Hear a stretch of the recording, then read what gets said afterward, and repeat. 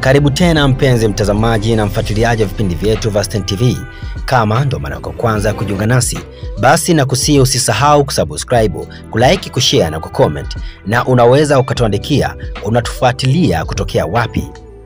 Watalii 6 wa Urusi wamefariki dunia baada ya manuari ya watalii kuzama katika bahari ya Shamu katika mji wa Hurghada nchini Misri.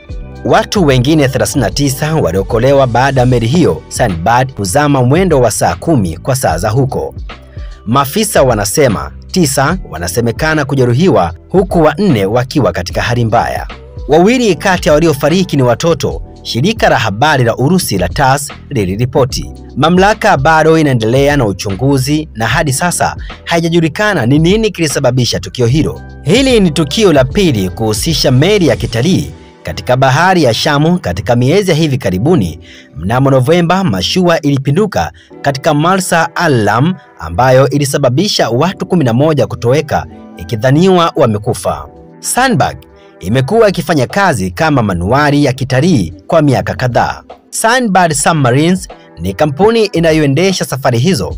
Inasema vyombo vyake huchukua abiria katika safari ya kuchunguza miamba ya matumbawe karibu na ufuo wa Hurghada. Gavana wa bahari ya Sham Amir Hanafi alisema abiria 45 kwenye Sandbad wanatoka Urusi, India, Norway na Sweden.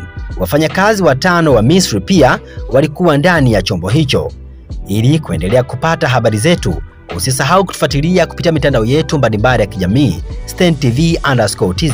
Msomaji wako ni mimi Ikram Hussein.